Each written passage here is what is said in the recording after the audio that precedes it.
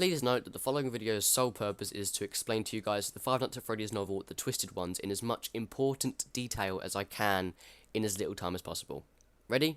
Enjoy. So Charlie, the main protagonist, when she turned 18, began having dreams about Sammy and started hearing his voices in her head and started doodling in class without even noticing, and she's sort of a bit mad. So right at the start of the book, Charlie has a massive argument and falls out with Aunt Jen. This causes her to leave home in Hurricane, move to a new college to stay with her friend Jessica from Silver Eyes in a place called St. George about half an hour away. Meanwhile, a group of police officers, including Clay, which is Carlton's dad, also from Silver Eyes, find a dead body in the fields. They call Charlie on suspicion that the death is to be linked with Freddy Fazbear's Pizza. Once Charlie gets the call, she leaves her new college, goes back to Hurricane to investigate the body, and then concluding that the cause of death was in fact spring lock failure. Then on her way back to St. George, she notices a bunch of vultures circling above a field. Charlie goes to inspect, only to find another dead body, and then eventually calls up Officer Clay. Three things the two found shortly after this. A, the dead girl's name's Tracy. B, Tracy looked a lot like Charlie, remember that. And C, in Tracy's backyard they found 3 deep empty holes. A bit later on, Charlie and her new friend John, also John sort of fancies Charlie, they go to Charlie's father's old house, find a secret underground room with a partially buried animatronic in it that resembles Foxy. Then, all of a sudden, the now twisted Foxy tries to trap Charlie in its open chest just before John manages to rip its head off. Don't ask me how that works, I didn't write this. After that, they find a really small disc hidden inside the animatronic that's making a very high frequency noise. Once they turn it off, the illusion that the animatronic has of flesh and fur reverts back to metal and wires. Oh yeah, the discs are actually tiny mind-twisting devices, so when the high frequency sound waves hit the brain creates an illusion that the animatronics seem alive with flesh and fur. Then Charlie, John and Jessica make a map to find the remaining animatronics. Just before they go to actually find them, Charlie is convinced that the animatronics are coming after her, as she notices that the animatronics are heading in a straight line right towards where she is staying. Soon they find Twisted Freddy, who's buried in the ground, and Clay states that there are gas leaks, so everyone living around that area is evacuated from the premises.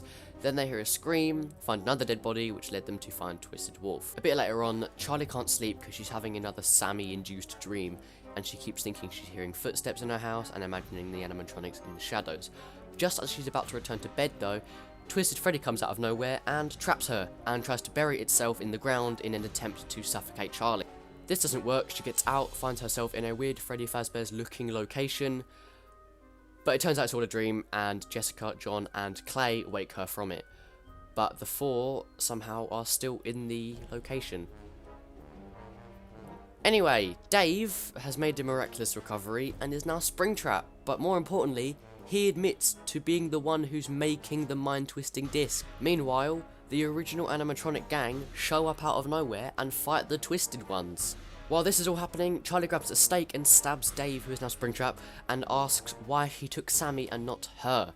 Dave then replies, quote, "I didn't take him, I took you," end quote. He then runs away into a tunnel, somehow ignoring the fact Charlie just stabbed him with a stake.